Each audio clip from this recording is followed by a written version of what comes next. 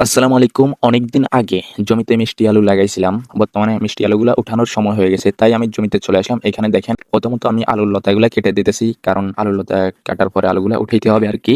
অবশেষে আমি আলুগুলা উঠানো শুরু করে দিলাম। আসলে কি বলবো? আমার কাছে অনেক বেশি ভালো লাগতেছে। এখানে দেখেন আলুগুলা অনেক বড় হয়েছে মাশাআল্লাহ। আমাদের নিজের জমির আলু একদমই ফ্রেশ। এখানে কোনো ভেজাল নাই। মানে কি বলবো এখন কিছুক্ষণ পর বৃষ্টি হয় আবার কিছুক্ষণ পর রোদ উঠে যায় আরকি। এখন দেখেন প্রচুর রোদ। মানে কি বলবো? জমিতে আলুগুলা রাখা যাবে না, কারণ এখন উঠিয়ে ফেলতে হবে তাড়াতাড়ি, কারণ কিছুক্ষণ পরে বৃষ্টি আসে। বৃষ্টির পানি যদি আলুগুলাতে লাগে তাহলে আলুগুলা নষ্ট হয়ে যাওয়ার সম্ভাবনা অনেক বেশি। এই জন্য আলুগুলো তাড়াতাড়ি উঠাইতে হবে আর কি। প্রচুর রোদ উঠে গেছে আর কি, রোদের জন্য আমি তাকাতেই পারছি না। আসলে কি বলবো, তারপরেও তো জমি থেকে আলুগুলা উঠে নিয়ে যেতে হবে, না হলে আবারও বৃষ্টি হলে আলুগুলা নষ্ট হয়ে যাওয়ার সম্ভাবনা অনেক বেশি। আরেকটি কথা আপনাদেরকে আমি বলি, এই জমি থেকে আমরা আগেও আলু তুলে নিয়ে গেছি আর কি। এখানে এই জমিটা অনেক বড়। এখান থেকে প্রায় 5 মণ 5.5 মণের মতো উঠে আগে নিয়ে গেছি। আজকেও 1-1.5 মণের মতো উঠাইতে পারবো মনে হচ্ছে আর কি। আরেকটা কথা আপনাদেরকে বলি, চেষ্টা করেন, আল্লাহ দিবেন। আসলে চেষ্টা যদি না করে বসে থাকেন তাহলে কিছুই হবে না।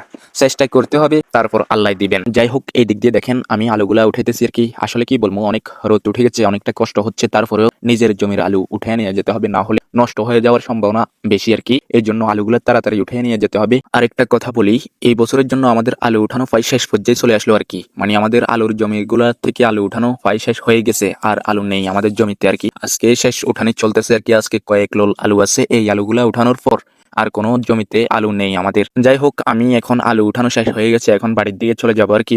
যাই হোক, আমি বাড়িতে চলে আসলাম আর কি। বাড়িতে আসি এই আলুগুলো পরিষ্কার করতে হবে, বিক্রি করার জন্য প্রস্তুত করতে হবে আর কি। পুকুর গাড়ি নিয়ে আসলাম, এই আলুগুলো ভালোভাবে ধুইতেছি আর কি। ধোয়ার পর একদমই ফ্রেশ হয়ে যাবে। ফ্রেশ হওয়ার পর আমি এই আলুগুলো নিয়ে বাজারে যাবো আর কি। যাই হোক, পরের দিন আলুগুলা রেডি করে আমি বাজারে নিয়ে আসলাম আর কি। বাজারে নিয়ে আসার পর এই লোকটাকে দেখতেছেন, এই লোকটার কাছে আমি আলুগুলা বিক্রি করলাম। এই লোকটার বাসা ব্যবহার এত খারাপ, আসলে সোনাকাজি বাজারের ভিতর ব্যবসা কিভাবে করে আমি কিছুই বুঝতে পারি না। আসলে এত যেন খারাপ হইতে পারে একজন মানুষ কল্পনার বাহিরে। এই দিক দিয়ে দেখেন একজন মানুষ কত বড় এক বস্তা কাঁধে নিল। আসলে পরিবার পরিজন নিয়ে ভালো থাকার জন্য এই বস্তা কাঁধে নেয়। এই দিক দিয়ে দেখেন অনেকে শাকসবজি নিয়ে সোনাগাজী বাজার আসলো আর কি। শাকসবজিগুলো বিক্রি করার জন্য সোনাগাজী বাজারে একদম ভরে চলে আসে আর কি।